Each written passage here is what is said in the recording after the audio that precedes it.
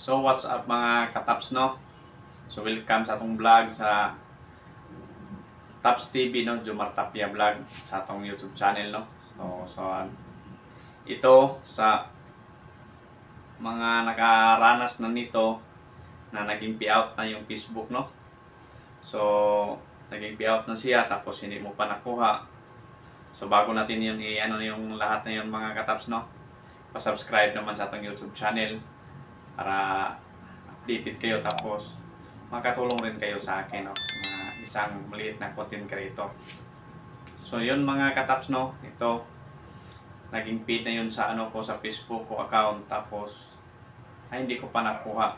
Nagpas na yun sa Mayo na ngayon, May 2. So ilang araw na yun, nagpas na sa 10, pero 7 business day. So nag-expire siya noong April 30, no, 'di ba? So ngayon hindi pa rin siya nakuha ngayong May 2. So baka yung dahilan dito, mga ganito, mga kataps, yung may violation ka, or yung dollar kasi mahirap kasi sa bangko. Pag sa bangko mas madali yung PayPal, kaya yung kayo sa mga baguhan dito nagpa-vlog sa kay Facebook, dapat PayPal na yung gamitin ninyo.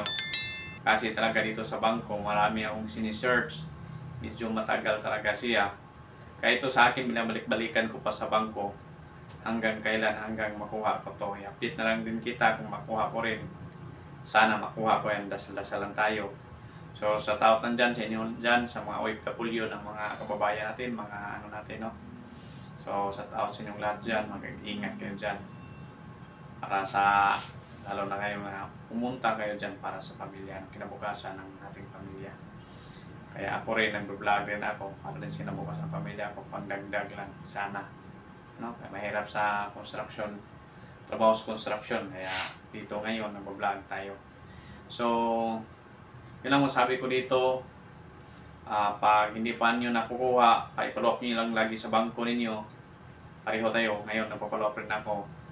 Pag makuha ko rin to, update ko rin din kayo. So ngayon 2025, ang hirap talaga yung bank account.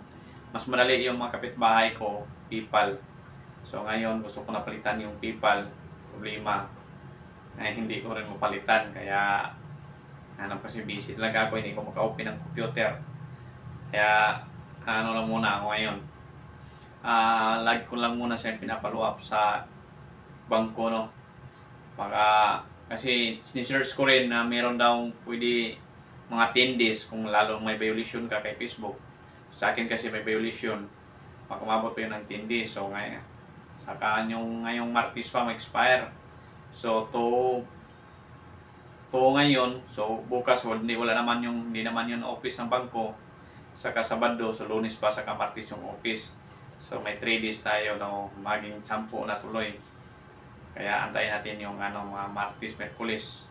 I-update naman din natin sa bangko, no, mag-balance inquiry na rin ako. So yun lang mga kataps, no. Maraming salamat sa inyong mga suporta. Sana kung mayroon kayong idea, mag-comments kayo dito sa baba para may idea rin ako paano rin gagawin.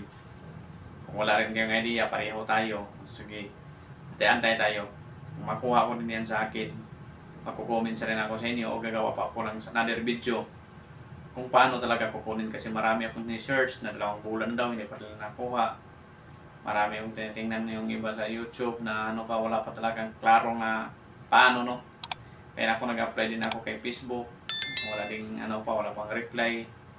So nag-email na rin ako, hindi natin alam kung kailan talaga siya makukuha. So dasal lang tayo lagi sa Panginoon, o tiwala lang tayo sa Panginoon, no. So maraming salamat sa inyo mga suporta mga kataps, no. Subscribe din sa YouTube channel. God bless inyong lahat mga kataps. Maraming salamat.